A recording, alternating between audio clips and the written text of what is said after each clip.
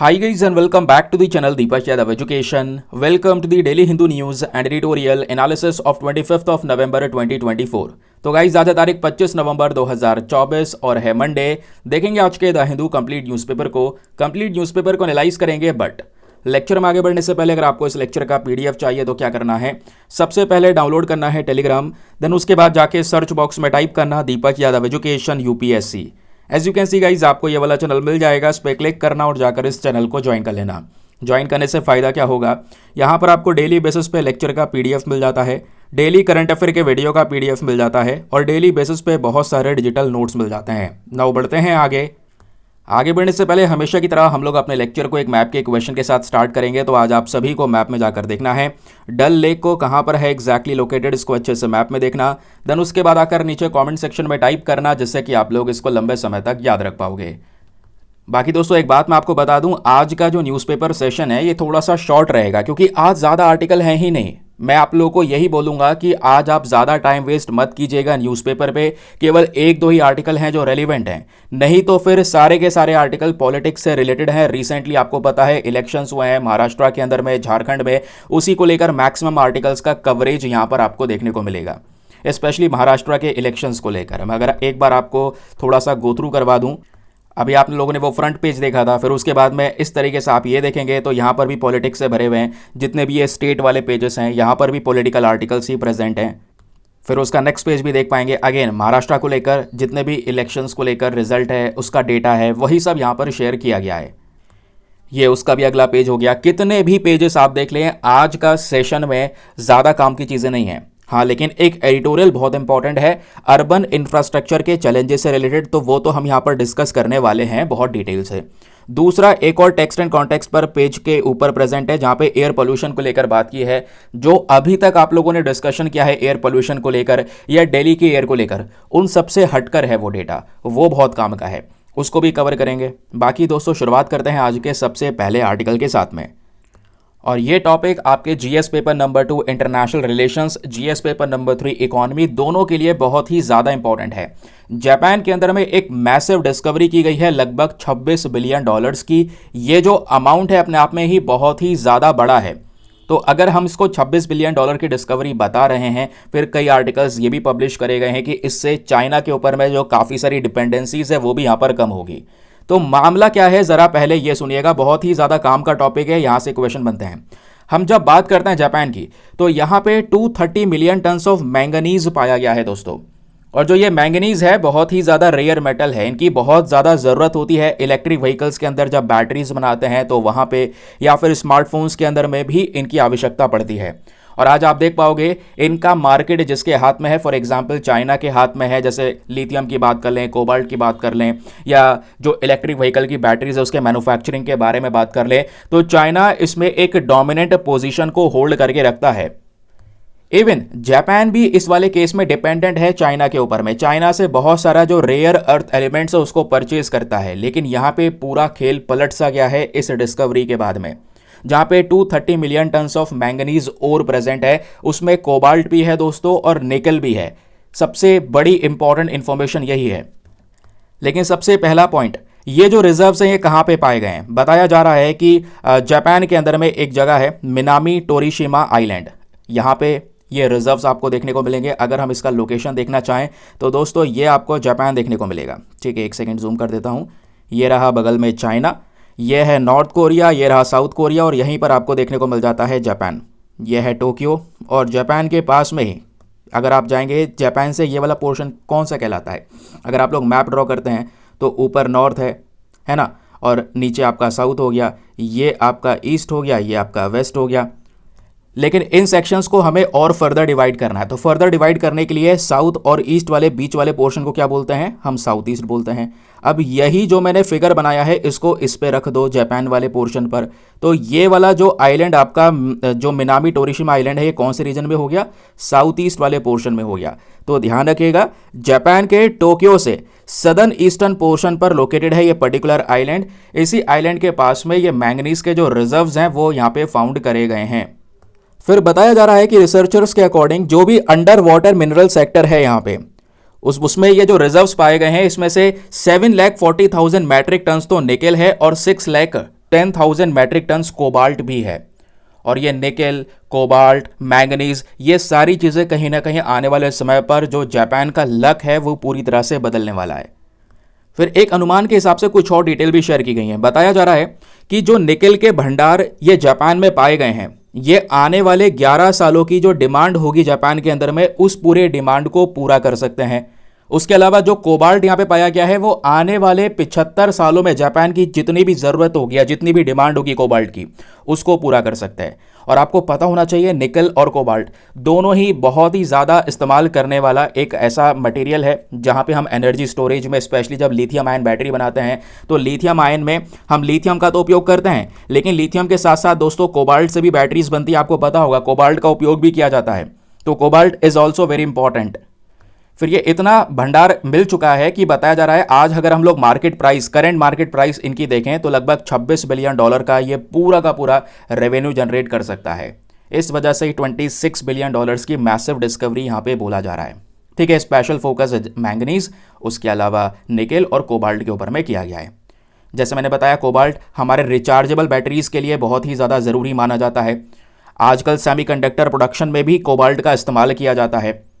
और मैंगनीज की बात करेंगे तो मैंगनीज का भी इसी तरीके से इस्तेमाल होता है, यानी मैंगनीज के साथ साथ ये दोनों मेटल्स बहुत ज़रूरी हैं हमारी नई नई टेक्नोलॉजीज़ के लिए। और आज हम लोग फोकस कर रहे हैं क्लाइमेट चेंज के ऊपर में, पॉल्यूशन को काउंटर करने के ऊपर में, कार्बन एमिशन को कम करने को लेकर। और दुनिया भर में ज़्यादातर कार्बन एमिशन ट्रांसपोर्टेशन सेक्टर से ही हो रहा है, हम सब ने देखा है। तो उस ट्रांसपोर्टेशन सेक्टर में एक रिवोल्यूशन लेकर आया जा सकता है, क्योंकि ट्रांसपोर्टेशन सेक्टर में आपको इलेक्ट्रिकल व्हीकल्स को प्रमोट करना होगा।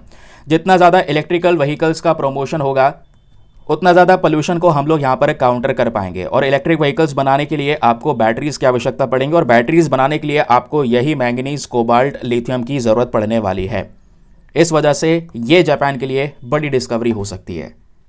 फिर ये कहीं ना कहीं ऐसा भी बोला जा रहा है जापान का लक क्यों चेंज कर देगा, उसके पीछे का पता है रीज़न क्या है? रीज़न यह है आज चाहे वो अमेरिका हो या दूसरे और भी कंट्रीज़ हो, चाहे इंडिया ही क्यों ना हो, हम लगातार नए नए सोर्सेज को खोज रहे हैं कि भाई इस प्रकार के जो रेयर अर्थ मटेरियल्स है वो हमारे देश में मिल जाएं। इसकी जो खोज है लगातार चल रही है, क्योंकि यही रेयर अर्थ मेटल्स, ये मिनरल्स बहुत ज़रूरी हैं, जिसमें चाहे वो टंगस्टन हो जाए, चाहे वो मैंगनीज हो जाए। अभी आपने पता होगा, मैंने थोड़े दिनों पहले आर्टिकल पढ़ाया था, तमिलनाडु के अंदर में टंगस्टन की माइनिंग को लेकर भी कुछ विवाद चल रहा है सेंटर और स्टेट के बीच में।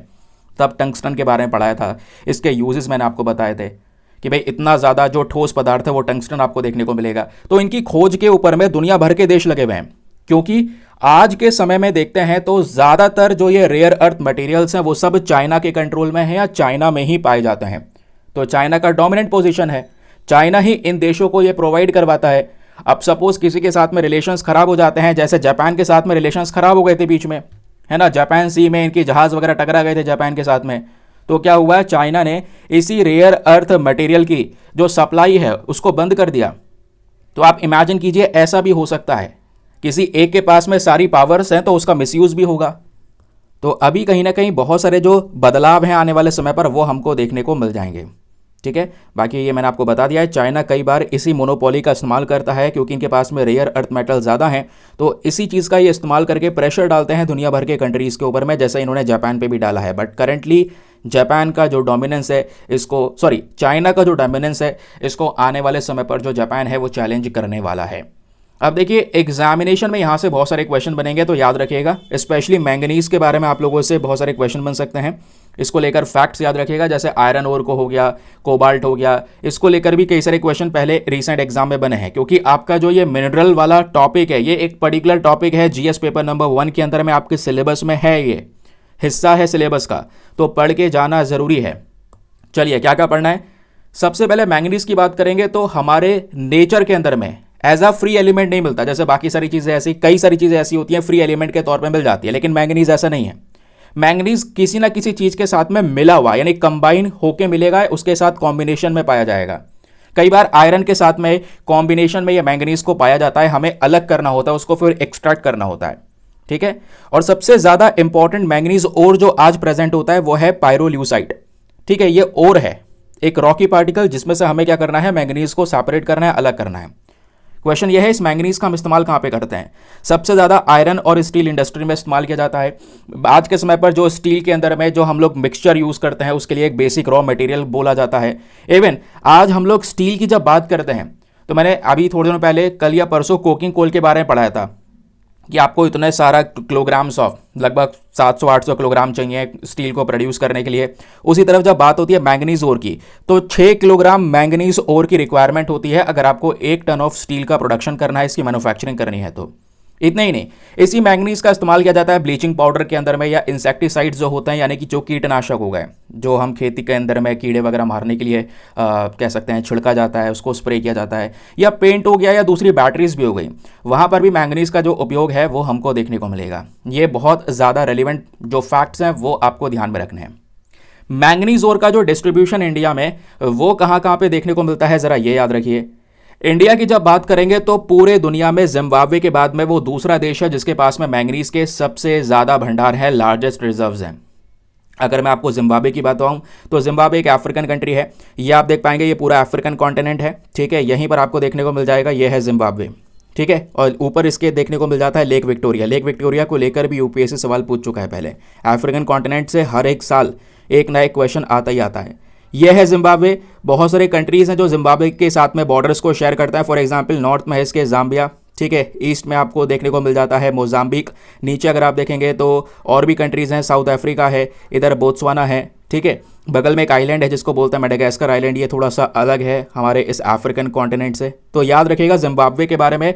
तो जिम्बाब्वे के पास में आज दुनिया के सबसे ज़्यादा मैंगनीज के भंडार हैं। उसके बाद दोस्तों भारत के पास में भी, और भारत सेकेंड लार्जेस्ट रिजर्व्स को प्रोसेस करता है। उसके बाद हमारे पास में ये रिजर्व्स हैं, इसकी प्रोसेसिंग है, लेकिन हम इसका इतना प्रोडक्शन नहीं कर पाते। तो प्रोडक्शन के मामले में अगर आप देखेंगे तो भारत आज दुनिया का 5वां सबसे बड़ा प्रोड्यूसर है।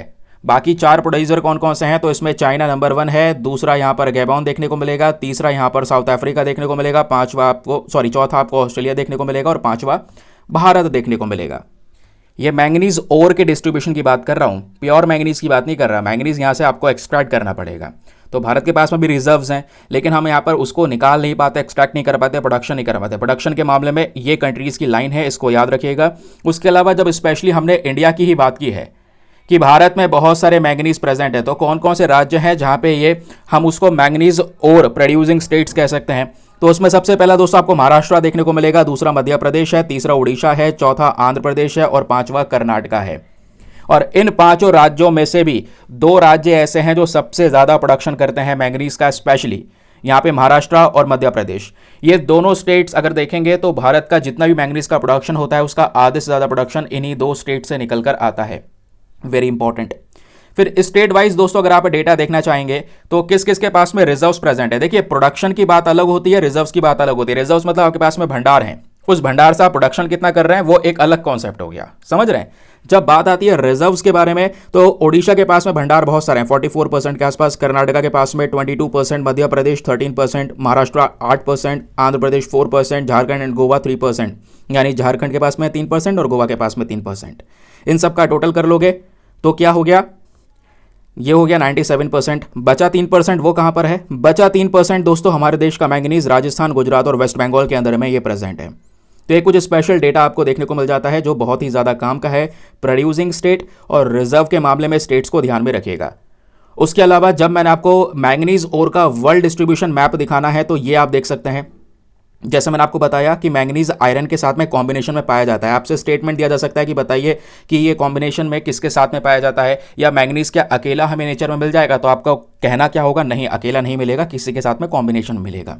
ठीक है, ये यहाँ पर first, second, third, fourth, fifth इस तरीके से यहाँ पर सबसे ज़्यादा प्रोडक्शन करने वाले देश हैं। 5वें नंबर पर इंडिया है। ठीक, चलिए आगे आते हैं। मज़ा आया? आगे बढ़ने से पहले एक इंपॉर्टेंट इन्फॉर्मेशन, अगर आप लोग हमारे पेड ग्रुप्स को ज्वाइन करना चाहते हैं तो आपके पास में बढ़िया मौका है इसको ज्वाइन करने के लिए। यहाँ पर आपको डेली बेसिस पे करंट नोट्स के पीडीएफ वगैरह प्रोवाइड करवाए जाते हैं। फॉर एग्जांपल जैसे आप लोगों ने देखा ये सभी डिटेल्स जो मैंने आपको प्रोवाइड करवाई हैं, ये सब डिटेल्स एक सिंपल से पीडीएफ में प्रोवाइड करवाई जाती है। एक ऐसा पीडीएफ जिसका प्रिंट आउट वगैरह आप निकलवा सकते हैं। एक ऐसा ग्रुप आपको ज्वाइन करवा दिया जाएगा जहाँ पे हिंदी इंग्लिश दोनों भाषाओं में पीडीएफ मिलेंगे, दोनों मीडियम के एस्पिरेंट्स को हेल्प मिल जाएगी। एक ऐसा ग्रुप मिल जाएगा जहाँ पे करंट अफेयर का कॉन्टेंट डेली बेसिस पे अपडेट होता रहता है। इवन आज ज्वाइन भी करोगे ना तो आपका अमाउंट कुछ दिनों बाद रिकवर हो जाएगा, ये आपको खुद भी फील होगा। लेकिन इस ग्रुप को ज्वाइन करने का जो फी पेमेंट है वो बहुत ही ज्यादा मिनिमम है, just 499 for the life time access. ये आपका वन टाइम इन्वेस्टमेंट है। जब तक आपका सिलेक्शन ना हो जाए तब तक आप 499 में इस ग्रुप को ज्वाइन कर सकते हैं।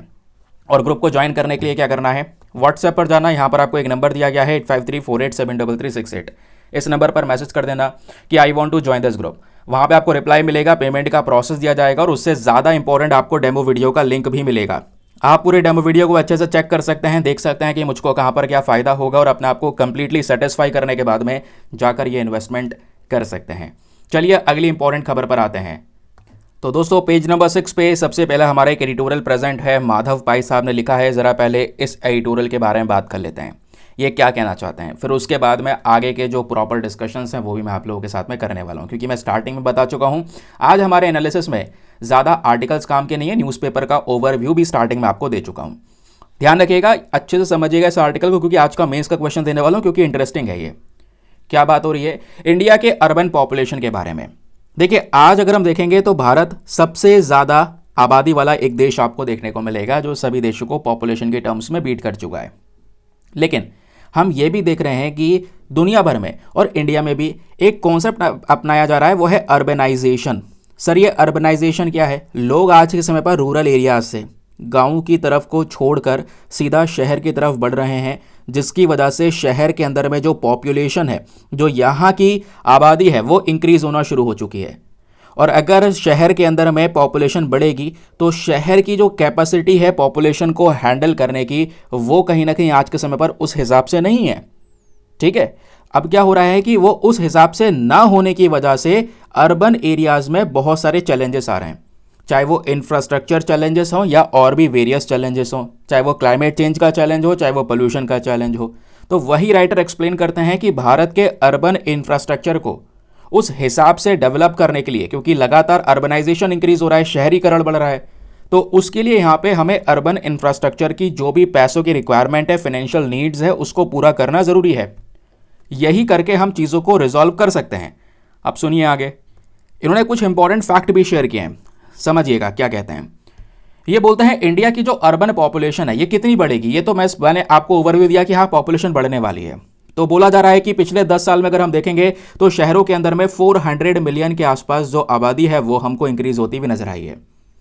ठीक है, और आगे आने वाले 30 सालों में 3 डिकेड्स में अगर हम बात करेंगे, यही आबादी 800 मिलियन के आसपास हो जाएगी, यानी कि दुगना हो जाएगी शहरों के अंदर में। तो कहीं ना कहीं जैसे पॉपुलेशन इंक्रीज होगी, यही चीज़ क्या करने वाली है, एक बड़ा ऑफर प्रोवाइड करवाएगी, हमें एक नया अवसर देगी कि हम अपने भारत का जो अर्बन इंफ्रास्ट्रक्चर है उसको इंप्रूव कर सकें। क्योंकि इतनी पॉपुलेशन को हैंडल करना आज के बस की बात नहीं है अर्बन एरियाज की, समझ रहे हैं। तो हमारे पास में बहुत सारे फाइनेंशियल चैलेंजेस को ओवरकम करना है, उसके सोल्यूशन अभी बताऊंगा। फिर बात होती है यहाँ पर, अगर हाल ही में एक डेटा आया है वर्ल्ड बैंक का, उसके हिसाब से देखिए, वर्ल्ड बैंक की रिपोर्ट का एस्टिमेशन है कि जो इंडिया है इसको 2036 तक, कब तक, 2036 तक अपने शहरों की रिक्वायरमेंट्स को पूरा करने के लिए 70 लाख करोड़ रुपीस का रिक्वायरमेंट पड़ेगा। 70 लाख करोड़ रुपए चाहिए हमें, तब जाके सभी की जरूरत पूरी हो पाएगी। लेकिन आज का डेटा अगर हम देखेंगे तो हम एनुअली साल के हिसाब से केवल 1.3 लाख करोड़ रुपीस ही खर्च कर रहे हैं, ये बोला गया। और ये 70 लाख करोड़ का एनुअल डेटा निकालोगे तो फिर भी अगर हम देखेंगे तो आपको कम से कम 4.6 लाख करोड़ रुपए, कितने, 4.6 लाख करोड़ रुपए एनुअल चाहिए होंगे, पूरे साल के चाहिए होंगे। इतना पैसा अगर आप खर्च करोगे तब अर्बन एरियाज के इंफ्रास्ट्रक्चर नीड्स को पूरा कर पाओगे। लेकिन आपका खर्चा कितना हो रहा है, आपका खर्चा हो रहा है केवल 1.3 लाख करोड़ रुपीस, जो कि बहुत ही ज़्यादा कम है। ये आपका यहाँ पर बहुत ही ज़्यादा कम अमाउंट हो गया। ठीक है, और हमें जब भी एक्सपेंडिचर्स करने होंगे किसी शहर वाले क्षेत्र के अंदर में, तो हमें ध्यान रखना होगा 50% तो खर्चा करना होता है हमारे अर्बन एरियाज़ के बेसिक सर्विसेज के ऊपर में, जो बेसिक सर्विस प्रोवाइड करवा रहे हैं। बाकी आधा खर्चा वहाँ के ट्रांसपोर्टेशन सेक्टर के ऊपर भी खर्चना बहुत ही ज़्यादा ज़रूरी है। ये हमारे राइटर का एक डेटा है। फिर इन्होंने एक चीज़ और बताई है, ज़रा इस बात को सुनिएगा, एक सेकेंड, पूरा डिटेल आपके सामने रहे तो ज़्यादा बेटर रहेगा। ये क्या बात करते हैं, issues at the local level. पता है समस्या क्या है, ये सब कुछ हो जाए लेकिन यहाँ पे चैलेंज आता है फाइनेंशियल चैलेंज। आज अगर आप देख पाते हो तो हमारे पास में सेंट्रल गवर्नमेंट है ऊपर, सेंट्रल गवर्नमेंट के नीचे हमारी स्टेट गवर्नमेंट आ जाएगी, स्टेट गवर्नमेंट के बाद में आपकी लोकल गवर्नमेंट आ जाएगी, इसमें आपकी म्यूनिसिपल बॉडीज़ आ जाएंगी, म्यूनिसिपैलिटीज़ जो हैं, ठीक है, आपका सिटी, आपका जो शहर वाला एरिया है वो आपकी म्यूनिसिपैलिटी के अंडर में है। तो यहाँ पे बोला जा रहा है अगर पिछले कुछ सालों का ट्रेंड देखोगे तो म्यूनिसिपैलिटीज़ के पास में उतना पैसा आया ही नहीं। जितना पैसा आना चाहिए था। तो समय के हिसाब से क्या कर रहा है इंसान, प्रोग्रेस करता है। म्यूनिसिपैलिटीज़ का जो रेवेन्यू है वो इंक्रीज होना चाहिए था, लेकिन यहाँ पर इंक्रीज होने के बजाय वो रेवेन्यू डिक्रीज हो गया। अब वो कमाई कम हो गई तो भाई ये जिम्मेदारी आपके शहर के क्षेत्र में खर्च करने की जो आती है वो म्यूनिसिपैलिटीज़ के पास में आती है। तो सर उनका रेवेन्यू बढ़ने के बजाय कम हो गया, वो कैसे खर्च करेंगे शहर के डेवलपमेंट के ऊपर में। तो म्यूनिसिपल फिनेंसेस एक बहुत ही ज़्यादा इंपॉर्टेंट रोल प्ले करता है, लेकिन वो पिछले दशकों से एक जगह पर टिका हुआ है। 2002 से भी अगर हम देखेंगे तो म्यूनिसिपल फिनेंसेस 1% पे ही टिके हुए, 1% ऑफ द जीडीपी पे ही रुका हुआ है। तो हमारा ये एक अहम रोल आता है कि हम म्यूनिसिपैलिटीज़ को थोड़ा स्ट्रॉन्ग कराएं, क्योंकि उनकी जिम्मेदारी है अपने शहर अपने लोकेलिटी वाले एरिया में डेवलपमेंट करने की। यही म्यूनिसिपल बॉडीज़ की बात करेंगे तो हमारे शहर में जो इन्वेस्टमेंट हो रहा है जिसकी हम भी बात कर रहे हैं, उसमें 45% का कॉन्ट्रीब्यूशन यही म्यूनिसिपैलिटीज़ ही करती हैं। तो सर अगर यही मजबूत नहीं होंगी तो आपका अर्बन इंफ्रास्ट्रक्चर का कोई मतलब ही नहीं होता है, समझ रहे हैं। और अगर आप देखेंगे तो पिछले कुछ समय पर हमारी सेंट्रल गवर्नमेंट या स्टेट गवर्नमेंट इनके रेवेन्यूज इंक्रीज हुए हैं, ठीक है। सेंट्रल गवर्नमेंट ने स्टेट गवर्नमेंट को जो ट्रांसफर करता है पैसा, उस पैसों में भी बढ़ोतरी हुई है। लेकिन प्रॉब्लम क्या है, प्रॉब्लम यह है कि म्यूनिसिपैलिटी वहीं के वहीं रह गए। इवन म्यूनिसिपैलिटी का टैक्स रेवेन्यू जैसे मैंने आपको बताया ये कम हुआ। एक समय पर 51% रेवेन्यू था, वो कम होकर 43% के आसपास इनका रेवेन्यू बचा हुआ है। ये पहली समस्या है कि भाई ये एक बड़ी समस्या है अर्बन इंफ्रास्ट्रक्चर को, मतलब अगर हम देखेंगे उस वाले सेक्टर में तो ये है। दूसरा यहाँ पे अगर आप देखेंगे तो समस्या दूसरी कौन सी है, वो है पब्लिक प्राइवेट पार्टनरशिप। हम एक तरफ देखते हैं पब्लिक प्राइवेट पार्टनरशिप बहुत अच्छा कॉन्सेप्ट है, जहाँ पे गवर्नमेंट और प्राइवेट सेक्टर साथ में मिलकर पैसा खर्च करेंगे तो ज़्यादा तेज़ी से डेवलपमेंट हो सकता है। लेकिन आपको पता है कि पीपीपी वाला सिस्टम जो है लंबे समय से एक ही जगह पे अटका हुआ है। यहाँ पे बोला जा रहा है कि पब्लिक प्राइवेट पार्टनरशिप का इन्वेस्टमेंट ही नहीं हुआ। 2012 के अंदर में वो 8,353 करोड़ तक का यहाँ पर अपने पीक पर पहुँच गया था पूरा इन्वेस्टमेंट। आज अगर आप देखोगे तो वो कम होके 400 या 450 करोड़ तक ही रह चुका है। तो अभी भी यहाँ पे कोई जो इंटरेस्ट होता है ना गवर्नमेंट प्राइवेट इंफ्रास्ट्रक्चर वाले सेक्टर का, वो वाला इंटरेस्ट आज के समय पर खत्म हो गया है। ये दूसरा कारण है। तीसरा कारण यहाँ पे राइटर एक्सप्लेन करते हैं कि आज कोई सी भी स्कीम देख लो, मेजोरिटी शहर देख लो, चाहे वो हैदराबाद हो चेन्नई हो, ये अपना एक्सपेंडिचर प्रॉपर कर नहीं पा रहे क्योंकि इनके पास में रेवेन्यू नहीं है। उसके अलावा जो दूसरी स्कीम्स आई हैं, चाहे अमृत स्कीम की बात करते हैं, Atal mission for rejuvenation and urban transformation, इसमें से केवल 80% ही पैसा खर्च किया गया अभी तक। फिर आपको पता होगा स्मार्ट सिटी मिशन, कितना ज़्यादा पुराना हमने स्मार्ट सिटी मिशन चलाया है, आज दोस्तों केवल 70% तक ही स्मार्ट सिटी मिशन पहुंच चुका है। तो इम्प्लीमेंटेशन बहुत ही ज़्यादा डिले हो रहा है या फिर इम्प्लीमेंटेशन में ज़्यादा खर्चा नहीं हो रहा है, ये भी एक one of the biggest challenge यहाँ पे राइटर ने एक्सप्लेन किया है। Now the question is next step क्या हो सकता है, आगे हमें क्या करना है। आगे हमें यहाँ पर एक रिफॉर्म करने की आवश्यकता है, एक बदलाव करने की आवश्यकता है। वो बदलाव क्या होगा ज़रा सुनिए। इन रिफॉर्म्स में हमें अपने स्टेट फिनांस कमीशन को मजबूत करने की आवश्यकता है ताकि अच्छे से फिनेंशियल मैनेजमेंट हो सके। आपको पता होगा फिनांस कमीशन के बारे में। फिनांस कमीशन आपके सेंट्रल गवर्नमेंट पे भी काम करता है और हमारे स्टेट का भी, यानी कि राज्य सरकारों का भी फिनांस कमीशन होता है। राज्य सरकार का जो फिनांस कमीशन होता है ये डिसाइड क्या करता है, ये डिसीजन लेता है कि भाई वो जो पैसा है वो कैसे डिस्ट्रीब्यूट किया जाएगा। समझ रहे हैं, एक फोटो में आपको दिखाता हूँ, ज़रा इसको समझिए। तो दोस्तों जब हम लोग बात करते हैं फिनांस कमीशन ऑफ इंडिया के बारे में, तो ये हमारे संविधान के अंदर में आर्टिकल 280 में कवर किया गया है। आर्टिकल 280 क्या बोलता है, रिकमेंड करता है कि भैया जो टैक्स का रेवेन्यू होता है, जो भी टैक्स सेंट्रल गवर्नमेंट के पास में आएगा, उस टैक्स को सेंट्रल गवर्नमेंट को शेयर करना होगा हमारी स्टेट गवर्नमेंट के साथ में, राज्य सरकारों के साथ में। ठीक है, तो ध्यान में रखिएगा। लेकिन अब क्या होता है कि इसी फिनांस कमीशन का मेन काम होता है ये डिसाइड करना। यही कमीशन ये बताता है कि भैया कितना कितना पैसा आप आपस में बांट सकते हैं, स्टेट गवर्नमेंट को कितना पैसा देना चाहिए। अब वो बात सेंट्रल गवर्नमेंट माने या ना माने इनके ऊपर डिपेंड करता है, क्योंकि central government not bound by the suggestion made by the finance commission. यानी फिनांस कमीशन ने जो भी सजेशन दिया है जरूरी नहीं है सेंट्रल गवर्नमेंट उसको मानेगा ही मानेगा।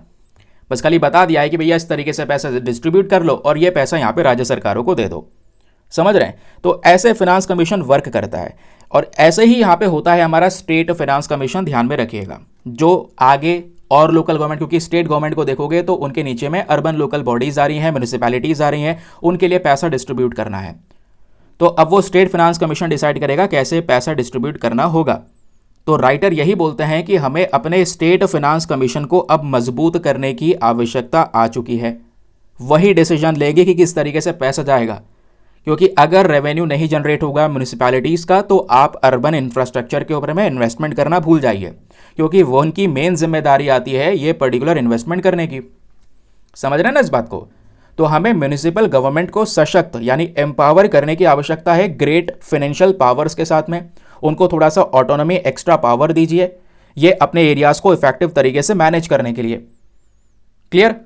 अगर हम मीडियम टर्म में देखेंगे तो अगर हम ये कुछ मेजर्स अपना लें तो इससे थोड़ा बहुत डेवलपमेंट किया जाएगा अर्बन इंफ्रास्ट्रक्चर में, चीज़ों को सस्टेन किया जा सकेगा। क्योंकि आप चाहे स्टेट गवर्नमेंट की बात करेंगे चाहे सेंट्रल गवर्नमेंट की बात करेंगे, वो अपने लोकल एरियाज या लोकल शहर टाउन का ध्यान नहीं रख पाएंगे। उसके लिए अलग से जब बॉडी बनाई गई है तो उसको वो पावर भी तो देनी चाहिए ना, वो पैसा भी तो देना चाहिए ना इन्वेस्टमेंट करने के लिए। तो ये तो हो गया हमारे राइटर का पहला स्टेप कि पहला कदम तो ये उठाया जा सकता है सिचुएशन को इम्प्रूव करने के लिए। दूसरा कदम सुनिए, हमें एक मजबूत पाइपलाइन ऑफ प्रोजेक्ट की आवश्यकता है। आप एक हाई पावर्ड एक्सपर्ट जो कमेटी होती है वो कमेटी बना सकते हैं, है ना। इन कमेटी ने ऑलरेडी यहाँ पे कह सकते हैं कि फिनांस को डेवलप कर रखा है कि भाई यहाँ पे हमें इतना पैसा चाहिए, क्योंकि आने वाले समय पर बोला जा रहा है कि 70 लाख करोड़ रुपए की ज़रूरत पड़ेगी हमें, अगर हमें अर्बन इंफ्रास्ट्रक्चर को संभालना है। तो जब आपको दिख रहा है तो उसके आधार पे आपको पब्लिक प्राइवेट पार्टनरशिप को प्रमोट करना होगा, क्योंकि आखिरी बार पब्लिक प्राइवेट पार्टनरशिप जो अपने पीक पर था वो 2012 में था। तभी यहाँ पर आपने प्राइवेट सेक्टर के साथ मिलकर वर्क किया ना। फिर से वो समय आ चुका है जब गवर्नमेंट और प्राइवेट सेक्टर मिलकर 600 से लेकर 800 प्रोजेक्ट्स को लगाएं, नया इंफ्रास्ट्रक्चर डेवलप करें, जिससे जो पॉपुलेशन वहाँ पर आएगी वो पॉपुलेशन आराम से यहाँ पर स्टेबल रह पाए उस पर्टिकुलर एरिया में। समझ रहे हैं? अब तीसरी चीज़ इन्होंने बोली है क्या कि सब कुछ करना, जो यहाँ पे सजेशन दिया है उनको इम्प्लीमेंट करना। लेकिन ध्यान ये रखना कि आप इंफ्रास्ट्रक्चर पे जब पैसा खर्च करने का विचार करें तो क्लाइमेट चेंज को नज़रअंदाज मत करना। क्लाइमेट चेंज एक इंपॉर्टेंट कॉन्सेप्ट, आज दुनिया भर से प्रेशर पड़ रहा है हमारी तरफ। अब ऐसा भी ना कर दो कि कोई झील प्रेजेंट है उसको दबा कर उसको बंद करके आपने वहाँ पे कोई डेवलपमेंट कर दिया है, या कहीं पर पेड़ प्रेजेंट है आपने काट के अलग कर दिया वहाँ पे कोई इंफ्रास्ट्रक्चर लगा दिया है। ऐसा नहीं करना है, आपको चीज़ों को बैलेंस करना है ताकि कोई आप पे उंगली ना उठा सके एनवायरमेंट सस्टेनेबिलिटी को लेकर कि आपने एनवायरमेंट को नुकसान पहुंचा के अपना यह प्रोजेक्ट जो है वो लगा लिया है। तो उसको इस तरीके से डिज़ाइन करना होगा कि वो एनवायरमेंटल सस्टेनेबल हो। समझ रहे हैं? जो कि एक अच्छा पॉइंट है। फिर आगे आते हैं। फिर राइटर ने लास्ट सजेशन दिया है कि आप जो पैसा खर्च कर रहे हैं उसमें आपको मैक्सिमम पैसा मेट्रो रेल प्रोजेक्ट्स के ऊपर में खर्च करना होगा। शहरों के अंदर में मेट्रो और रेल प्रोजेक्ट इनको साथ में लेकर चलना होगा, अर्बन डेवलपमेंट में ही इसको लेकर चलना होगा, क्योंकि इससे बहुत सारी जॉब जनरेट होंगी, लोगों का आना जाना इससे हो सकेगा, तो पब्लिक ट्रांसपोर्टेशन का बढ़ावा मिलेगा और हम लोग अपना जो व्हीकल से हो रहा पोल्यूशन है उसको भी काउंटर कर पाएंगे, है ना। और इसके लिए आपको क्या ज़रूरत है? आपको इसके लिए कोलैबोरेशन की आवश्यकता है। तो इंडिया के अर्बन फ्यूचर, शहर का भविष्य अगर आप देख रहे हैं तो इसके लिए एक कोलैबोरेशन कीजिए। Central government, state government, private sector, ये सभी लोगों को साथ में आना होगा और फोकस करना होगा नए नए इनोवेशंस के ऊपर में, नए नए आविष्कारों के ऊपर में, और गवर्नेंस को किस तरीके से एफिशिएंट लेवल पर इंप्लीमेंट कर सकते हैं उसके ऊपर में। समझ रहे हैं? तो ये था हमारा पर्टिकुलर एडिटोरियल। कैसा लगा आर्टिकल? आप अपने थोड़े से विचार वगैरह कुछ इसमें ऐड करना चाहते हैं वो बता सकते हैं, ओपिनियन वगैरह नीचे कमेंट सेक्शन में लिखिएगा। बाकी मैं आपको एक मेंस क्वेश्चन दे रहा हूँ, उसको अटेम्प्ट कीजिए। तो दोस्तों क्वेश्चन ये है और बहुत ही इंटरेस्टिंग है, शॉर्ट है, 150 शब्दों में लिखना है, 10 मार्क्स का क्वेश्चन है। Urban future challenges depends on the urban population. जो शहरी भविष्य है इसकी जो चुनौतियां हैं ये शहर की आबादी पर ही निर्भर करती है। इससे आप क्या समझते हैं ज़रा दूसरों को भी समझाएं। ठीक है, अब आंसर लिखने के बाद में कहाँ पे सबमिट करना है? टेलीग्राम पर जाना, वहाँ पे जाके सर्च बॉक्स में लिखना दीपक यादव एजुकेशन मेंस ग्रुप। जैसे आप फुल फॉर्म लिखोगे मेरा टेलीग्राम चैनल मिलेगा जहाँ पे ऑलरेडी 80,000 से ज़्यादा लोग जुड़ चुके हैं। आप भी जुड़कर अपने आंसर्स को लिखकर वहाँ पे सबमिट कर सकते हैं। अपने आंसर को सबमिट करने के साथ साथ एक छोटा सा काम और करना है, एटलीस्ट सभी लोगों को 2-2 आंसर्स रिव्यू करने हैं। जब आप सभी लोग 2-2 आंसर्स को रिव्यू करोगे बहुत सारे फायदे होंगे आपको भी और सामने वाले को भी। आपको कुछ इंपॉर्टेंट पॉइंट्स मिलेंगे जो आप अपने नोट्स में इंक्लूड कर सकते हैं। सामने वाले के आंसर में अगर कोई मिस्टेक होती है तो आप उनको बता सकते हैं कि यहाँ पर इंप्रूवमेंट की आवश्यकता है। इस प्रकार से कोऑपरेटिव वे में वो पूरा का पूरा ग्रुप काम कर रहा है। ठीक है, चलिए आगे आते हैं। नाउ दोस्तों सीधा आ जाना पेज नंबर 11 के ऊपर में। एक बहुत ही ज़्यादा इंपॉर्टेंट आर्टिकल आपके सामने ये प्रेजेंट है और ये जो आर्टिकल है इसमें डिस्कस किया गया है एयर पोल्यूशन को लेकर। परसों मैंने एक आर्टिकल डिस्कस किया था, थंबनेल भी लगाया था कि दिल्ली के अंदर में इतना ज़्यादा एयर पोल्यूशन हो चुका है कि कुछ लोग ये तक बोल चुके हैं कि हमें अब अपनी कैपिटल को शिफ्ट कर देना चाहिए। लेकिन यही एयर पोल्यूशन की वजह से लोगों के ऊपर में कितना इम्पैक्ट पड़ रहा है ये आप जानते हैं? नहीं। जो अमीर है वो सिचुएशन को झेल जाएगा, भुगतेगा कौन? गरीब, जिनके पास में वो फैसिलिटीज़ नहीं है। आज लोग एयर प्योरीफायर लगा रहे हैं, इंडोर में काम कर रहे हैं, लेकिन जिनको बाहर काम करना है, उसी से यहाँ पर गुजरना है, उनके लिए सबसे बड़ी समस्या है, जो कि फैक्ट है, इसको आप बदल नहीं सकते। अब मामला क्या है ये सुनिएगा। मामला एग्जैक्टली ये है कि जब हम लोग बात कर रहे हैं एयर पोल्यूशन की, तो दिल्ली के अंदर में ये हर साल न्यूज़ में रहता है।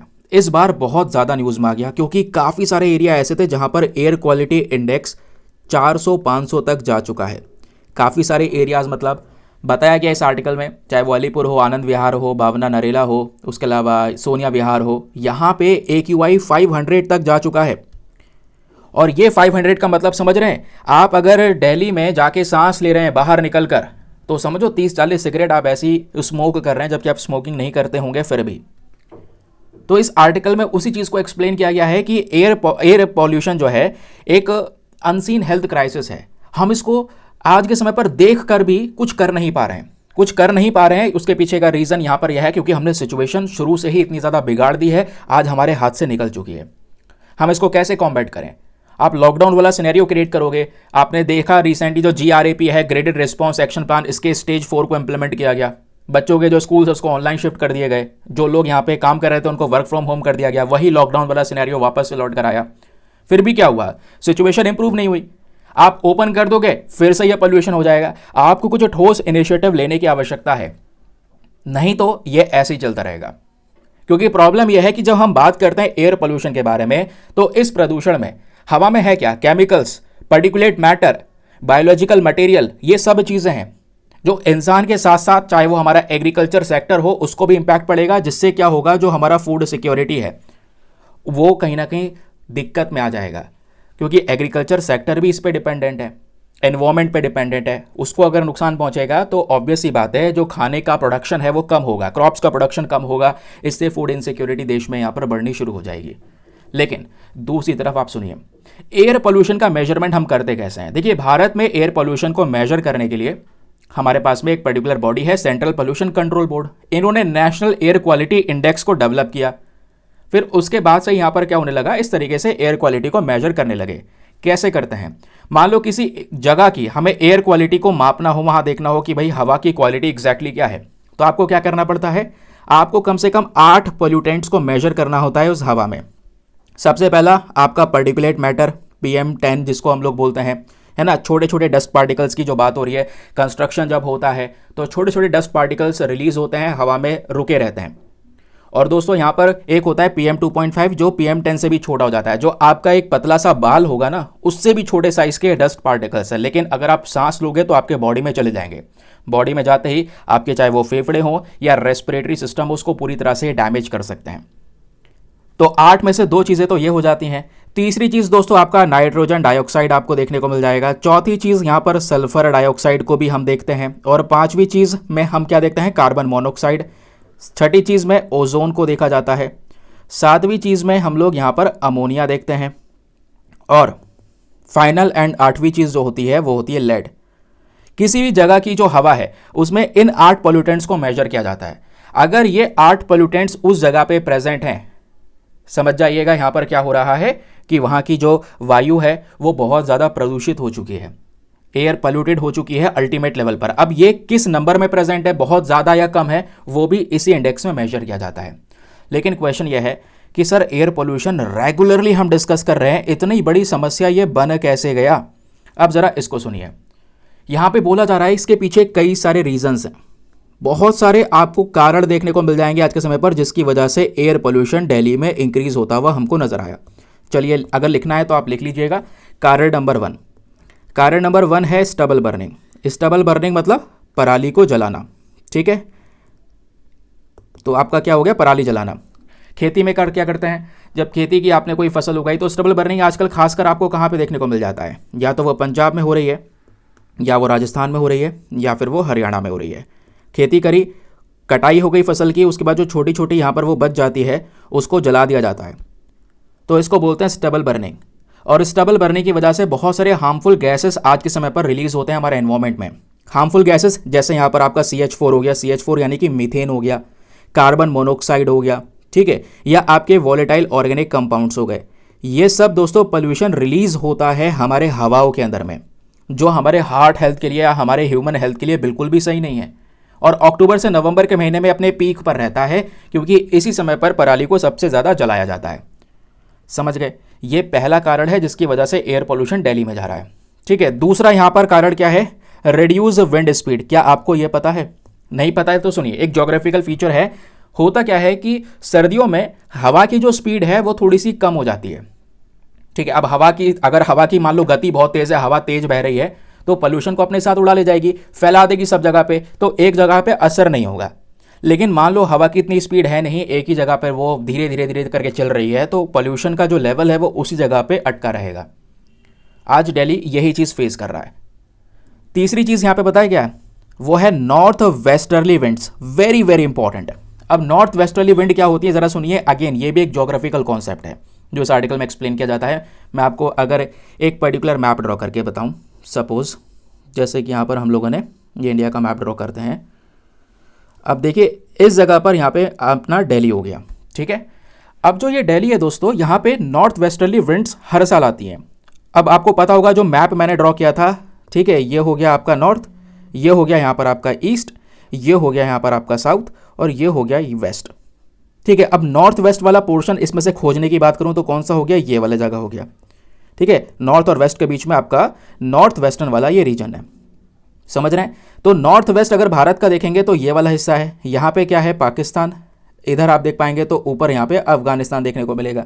होता यह है अफगानिस्तान और पाकिस्तान से हवा आती है, जो हवा है वो बहुत तेज़ी से बहती हुई आती है, तो इसको बोलते हैं नॉर्थ वेस्टर्ली विंड्स। यानी नॉर्थ वेस्ट से सीधा यहाँ पर विंड आ रही है हमारी साइड में, और इस विंड में बहुत ज़्यादा डस्ट होता है। समझ रहे हैं? ये हवा सीधा गल्फ रीजन से आ रही है। बहुत ज़्यादा इसमें कूड़ा करकट धूल वगैरह होता है, जो कि सीधा आप कह सकते हैं एंटर करता है और दिल्ली में आके रुक जाता है। फिर दिल्ली से हवा इतनी ज़्यादा विंड स्पीड जा ही नहीं रही है आगे, तो यहाँ पर स्टक रह जाता है। ये भी एक रीज़न आपको देखने को मिल जाएगा behind the air pollution in Delhi. समझ गए? फिर सबसे बड़ा कारण वो क्या है? Vehicular pollution. भाई इसको कैसे भूल सकते हैं? दिल्ली में आज भी हमारे पूरे भारत में अगर देखते हैं तो सबसे ज़्यादा जो रजिस्टर्ड प्राइवेट व्हीकल्स है वो दिल्ली के अंदर ही प्रेजेंट है। समझ रहे हैं? और आज दिल्ली के अंदर में 40% से ज़्यादा जो पर्टिकुलेट लोड है, जो पोल्यूशन है, वो व्हीकल एमिशंस की वजह से हो रहा है, गाड़ी मोटर की वजह से हो रहा है, उनसे जो पोल्यूशन हो रहा है उसकी वजह से हो रहा है। फिर एक और रीज़न क्या है? Construction activities. आज हम देख पा रहे हैं रेगुलर कंस्ट्रक्शन चल रहा है, नए नए जो कंपार्टमेंट्स है वो डेवलप किए जा रहे हैं। ठीक है, तो इस कंस्ट्रक्शन की वजह से भी एयर पोल्यूशन बहुत ज़्यादा हो रहा है। फिर एक अर्बन डेवलपमेंट स्ट्रैटेजी, यहाँ पे गवर्नमेंट की जो स्ट्रैटेजी है वो भी कहीं ना कहीं मैटर करती है कि आपने इन सब चीज़ों को कैसे मैनेज किया है। क्या आपने स्टार्टिंग में ध्यान नहीं दिया था कि आगे भविष्य में क्या असर होगा इसका? तो वो स्ट्रैटेजीज़ के ऊपर में भी दोस्तों यहाँ पर एक प्रॉब्लम देखने को मिल जाती है। आज ग्रे इंफ्रास्ट्रक्चर तेज़ी से बढ़ रहा है, बिल्डिंग्स वगैरह बनाई जा रही हैं, तो उससे बहुत सारी जो हीट ट्रैप है वो भी हमको देखने को मिल जाती है। कंस्ट्रक्शन एक्टिविटीज़ लगातार बढ़ रही हैं। बताया जाता है कि आज दिल्ली एनसीआर रीजन की अगर हम बात करेंगे तो 10% वहाँ का जो एयर पोल्यूशन है वो इसी कंस्ट्रक्शन एक्टिविटीज़ की वजह से है, जो जहाँ पे इस तरीके से प्रोजेक्ट लगाए जा रहे हैं, इंफ्रास्ट्रक्चर बनाया जा रहा है, उनकी वजह से हो रहा है। तो ये तो दोस्तों हो गए आपके रीज़न, जिसको आई होप आप लोगों को बढ़िया अच्छी तरीके से क्लैरिटी मिल चुकी होगी। अब सुनिए आगे दोस्तों, हार्मफुल इफेक्ट्स। जो भी यहाँ पर हार्मफुल इफेक्ट्स हैं एयर पोल्यूशन के, वो क्या बोलते हैं? सबसे पहला हार्मफुल इफेक्ट में आपका पड़ता है ह्यूमन हेल्थ इफेक्ट। ठीक है, एक इंसान की हेल्थ के ऊपर में बहुत नेगेटिव इम्पैक्ट पड़ता है। कैसे? क्योंकि इस एयर पोल्यूशन में इतने सारे जहर या टॉक्सिक जितने भी गैसेस है वो सब प्रेजेंट हैं। तो इससे क्या होगा? एक इंसान को रेस्पिरेटरी इन्फेक्शन हो जाएगा, हार्ट डिजीज़ होने लगेंगी, लंग कैंसर हो सकता है, उसके फेफड़े खराब हो सकते हैं, क्योंकि जैसे मैंने बताया सिगरेट पीने से फेफड़े खराब होते हैं। उसी तरीके से ये जो पूरा दूषित स्मोक है उसको अगर आप देखेंगे बॉडी में इनहेल होगा तो उससे भी आपके लंग्स डैमेज होंगे। इवन यहाँ पर एक फैक्ट ऐड कर सकते हैं, global burden of disease comparative risk assessment, ये एक रिपोर्ट लेकर आता है 2015 में। इन्होंने ये बोला कि जो एयर पोल्यूशन का एक्सपोजर है इसकी वजह से भारत के अंदर में बहुत सारे मिलियंस ऑफ लोग ऐसे हैं, 1.8 से लेकर 2 मिलियंस लोग ऐसे हैं जिनकी प्रीमेच्योर डेथ हमको देखने को मिलेगी या प्रीमेच्योर डेथ हो रही हैं। समय से पहले यहाँ पर उस इंसान की मृत्यु हो रही है, उसका जाने का समय नहीं था, फिर भी एयर पोल्यूशन की वजह से उसकी जान चली गई। यह है एयर पोल्यूशन का लेवल, यह है उसके इम्पैक्ट। लेकिन क्या केवल इंसानों पे पड़ रहा है, एनवायरमेंट पे नहीं पड़ रहा? भाई एनवायरमेंट पे भी बहुत बुरा पड़ रहा है। इतने सारे अगर टॉक्सिक गैसेस हवा में रिलीज होंगे तो इससे एसिड रेन होगा, होगा या नहीं होगा? बिल्कुल होगा। एसिड रेन से आपकी फसलें डैमेज होंगी, नेचुरल वेजिटेशन आपका खराब होता हुआ नजर आएगा। समझ रहे हैं? हमारे जो मॉन्यूमेंट्स हैं, जैसे हम लोग ताजमहल वगैरह की बात करते हैं, पीला पड़ रहा है, उसके पीछे का कारण एसिड रेन बताया जाता है, सबसे बड़ा एग्जाम्पल। समझ रहे हैं? उसके अलावा जो फ्रेश वाटर बॉडीज़ हैं वो भी आज के समय पर पल्यूट हो रही हैं, क्योंकि इससे जो वाटर बॉडीज़ है उसमें यूट्रोफिकेशन यहाँ पर इंक्रीज होता हुआ नजर आएगा। तो क्वेश्चन यह है, जब प्रॉब्लम इतनी बड़ी है तो सोल्यूशन क्या हो सकता है? गवर्नमेंट के बहुत सारे इनिशिएटिव हैं, चाहे वो हम लोगों ने फसलों को मैनेजमेंट करने को एक स्कीम लेकर चलाई हो, क्योंकि मेन चीज़ यह है, जब आपने सबसे पहला दर्जा दिया है स्टबल बर्निंग को, आप केवल मेन दर्जा देते हैं स्टबल बर्निंग की वजह से प्रदूषण हो रहा है दिल्ली में, तो आपको सोच विचार करना होगा, स्टबल बर्निंग को काउंटर करने की आवश्यकता है। आप वो कैसे काउंटर करेंगे? तो क्योंकि आप ये देख पा रहे हैं जो फसल उगाते हैं तो उसमें यहाँ पर जो बचती है उसको जला दिया जाता है, तो आप मशीन्स का उपयोग कर सकते हैं। मशीन्स ऐसी मुकाएं जिसको जड़ से उखाड़ा जा सकता है, जलाने की आवश्यकता ही नहीं पड़ेगी। या दूसरे और जैसे टर्बो हैप्पी सीडर आता है उसकी बात कर रहे हैं, तो आप फार्मर्स की सहायता कीजिए कि वो टर्बो हैप्पी सीडर खरीद सकें। समझ रहे हैं? तो आपको इनिशिएटिव लेने होंगे। जब आप कारण पता है, आप सोल्यूशन नहीं लोगे तो गलती किसकी है? फिर आपके स्ट्रैटेजीज में, आपकी जो पॉलिसीज हैं उसमें फिर यहाँ पर काफ़ी सारी खामियां दिखाई पड़ती हैं। फिर दूसरा बात, व्हीकुलर पोल्यूशन आपको बहुत ज़्यादा देखने को मिल जाएगा। व्हीकल से आज बहुत सारी प्रॉब्लम्स हो रही हैं, तो गवर्नमेंट इसको लेकर स्कीम्स लेकर आई, ऑड इवन पॉलिसी लेकर आई, बट वो इतना ज़्यादा काम नहीं कर पाई, है ना, कि भाई जो ऑड नंबर वाली गाड़ियाँ हैं एक दिन चलेंगी, दूसरे दिन इवन नंबर वाली गाड़ियाँ चलेंगी, तो इससे यहाँ पर ट्रांसपोर्टेशन में थोड़ा बहुत मैनेजमेंट हो पाएगा। ऐसा कुछ इनिशिएटिव लेकर आया गया, इतना कुछ इफेक्टिव नहीं रहा। तो आगे सोल्यूशन यही हो सकता है, हमें AQI को लेकर हमेशा मॉनिटरिंग करनी होगी, ध्यान रखना होगा कि AQI किस लेवल पर है। जब जब आपको लगे कि सिचुएशन खराब होने वाली है, क्योंकि जैसे अभी आप नॉर्मल करोगे लॉकडाउन वगैरह लगा के, जब आपको लगता है सिचुएशन खराब होने वाली है, तो उससे पहले ही आपको स्टेप्स लेने की रिक्वायरमेंट है। अपने अथॉरिटीज़ को पावर देने की ज़रूरत है।